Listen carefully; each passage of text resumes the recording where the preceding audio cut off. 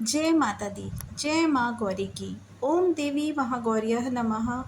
या देवी सर्वभूतेषु माँ गौरी रूपेण संस्थिता। नमस्तस्यै नमस्तस्यै नमस्तस्यै नमो नमः। सभी भक्तजनों का हार्दिक स्वागत है। आज हम शुरू कर रहे हैं माँ महागौरी की कथा। नवरात्रि का 8वां दिन दुर्गाष्टमी कहलाता है और इस दिन माता महागौरी की पूजा की जाती है। माँ महागौरी को नवदुर्गा का 8वां और सबसे सुंदर रूप माना जाता है कि माना ये जाता है कि महागौरी की पूजा से पापों को मुक्ति मिलती है और जीवन में शांति और समृद्धि आती है। इस दिन कन्या पूजन और हवन करने का भी विधान है। माँ गौरी का स्वरूप अत्यंत गोरा है और ये बैल की सवारी करती हैं। माँ गौरी की 4 भुजाएं हैं जिसमें त्रिशूल, डमरू, अभय और वरमुद्रा है।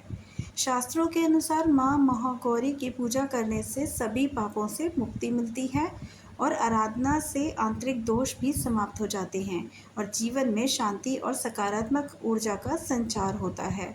और कहते हैं कि माता की कृपा से असंभव कार्य भी संभव हो जाते हैं और भक्तों को अलौकिक सिद्धियां प्राप्त होती है।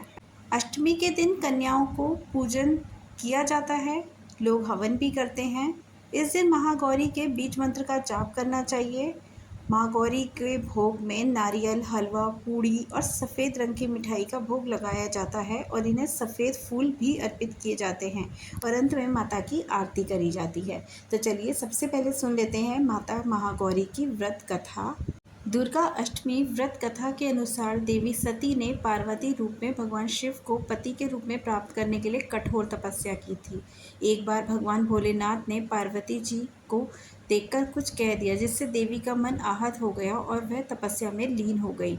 इस प्रकार वर्षों तक कठोर तपस्या करने के बाद जब पार्वती जी नहीं आई तो उन्हें खोजते हुए भगवान शिव उनके पास पहुँचे और वहाँ पहुँचकर उन्होंने पार्वती को देखकर आश्चर्यचकित रह गए।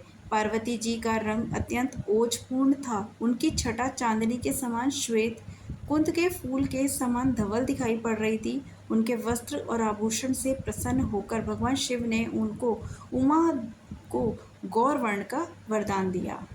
दूसरी कथा के अनुसार भगवान शिव को पति रूप में पाने के लिए देवी ने कठोर तपस्या की जिससे उनका शरीर काला पड़ गया।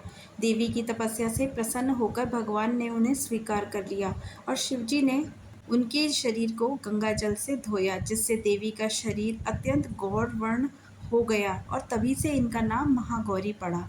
महागौरी रूप में देवी करुणा में, स्नेह में, शांत और मृदंग दिखाई देती हैं। देवी के इस रूप की प्रार्थना करते हुए देवी और ऋषिगण कहते हैं कि सर्व मंगल मांगल्ये शिवे सर्वार्थ साधिके शरण अंबिके गौरी नारायणी नमोस्तुते। इसी संदर्भ में एक और कथा भी प्रचलित है। कहा जाता है कि एक सिंह एक समय काफ़ी भूखा था और जब वो भोजन की तलाश में वहाँ पहुँचा जहाँ देवी उमा तपस्या कर रही थी तो देवी को देखकर सिंह की भूख और बढ़ गई, परंतु वह देवी की तपस्या से उठने का इंतज़ार करते हुए वहीं बैठ गया। इस इंतज़ार में वह काफ़ी कमज़ोर हो गया। जब देवी तप से उठी तो सिंह की यह दशा देखकर उन्हें उस पर दया आ गई और माँ ने उसे अपना सवारी बना लिया।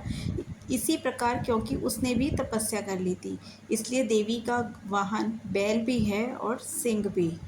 जय माँ महागौरी की। माता रानी आपकी सभी मनोकामनाएं पूर्ण करें।